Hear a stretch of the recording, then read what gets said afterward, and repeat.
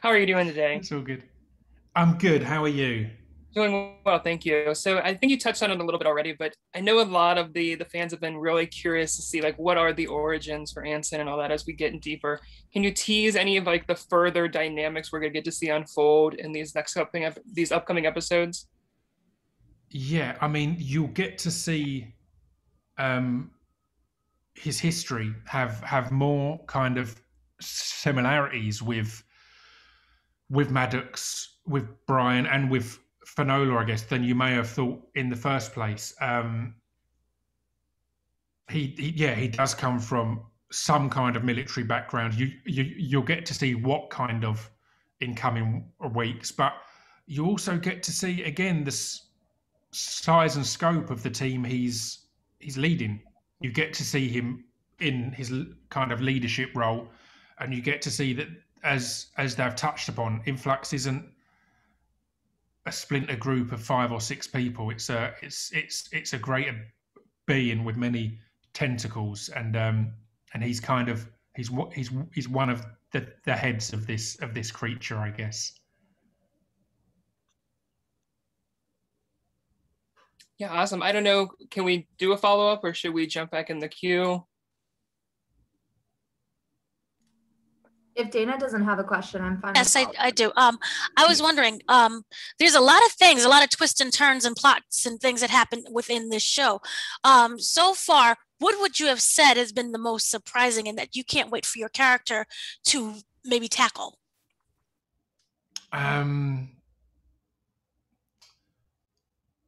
It's a tough one. I think the most interesting thing about the twists and turns is to pay attention to them, because nothing in this show is happening for no reason, and our characters are trying to figure it out. But the debris, I guess, is reacting in specific ways for a reason, and it's Influx and Maddox and Brian and Fanola's job to figure out why these things are happening and what the kind of end goal is here, or end result, because again it might not be a motivation led goal. It could be a kind of global inevitability, and that's an exciting thing to kind of see where that's coming and going, I guess.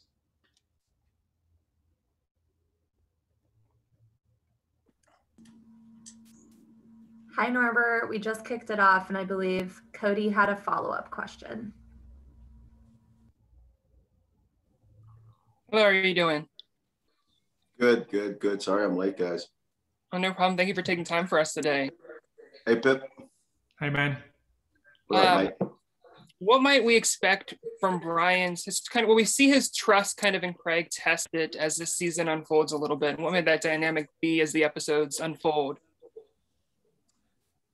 Yeah, it's a really interesting relationship. So Maddox would have recruited, Brian into CIA special ops, and so he's very much my mentee, and although Maddox is somebody who can compartmentalize, I don't think that he's a sentimental guy. I don't think that he is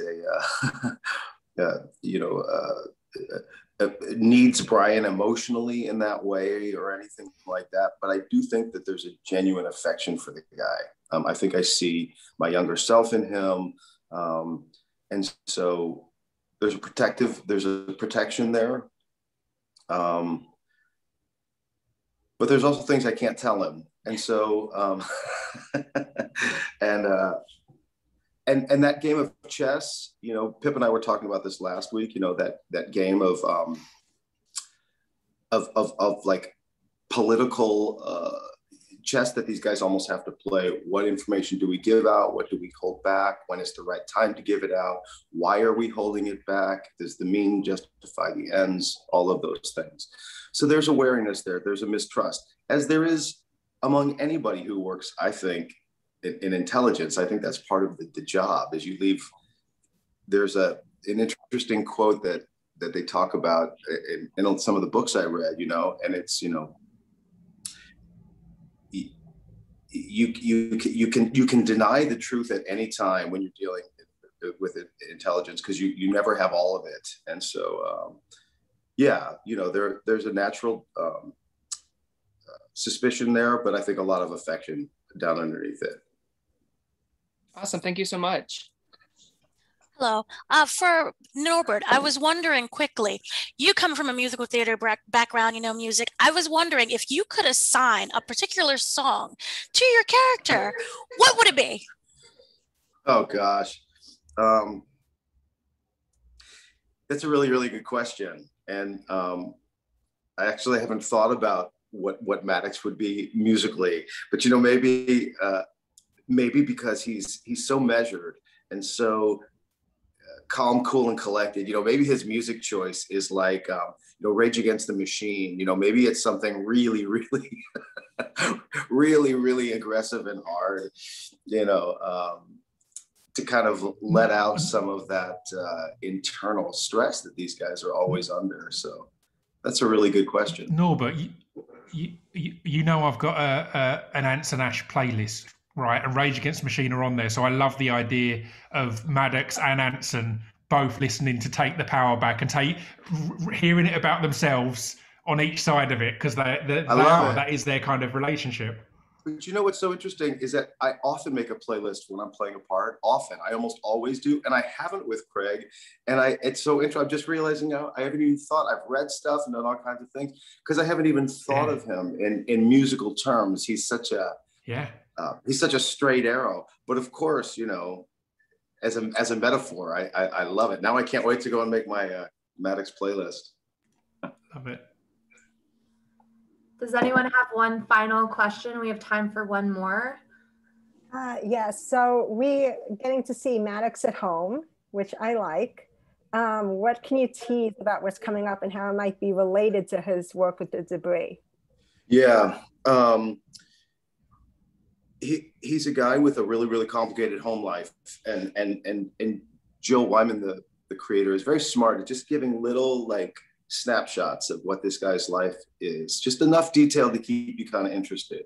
We know that he's married, and we find out in last night's episode that he is the father of a special needs son. And one of the most interesting things I think about playing the part,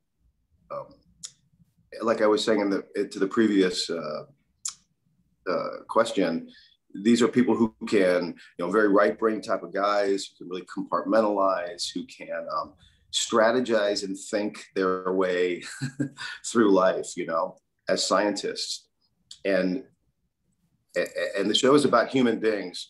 Life doesn't work like a science lab, it doesn't work like a program. He has a wife who's not altogether happy, a son that he feels a lot of responsibility for, that he doesn't get to have a lot of time with. So I think it's interesting that we're getting to see a side of what life might be like for one of these guys who has to live in a very isolated kind of way. Can't share a lot with his wife, can't share a lot with other, that type of thing. It's interesting to see him try to balance the scientist with the husband and the father who's just trying to do the best he can, Was that vague enough for you?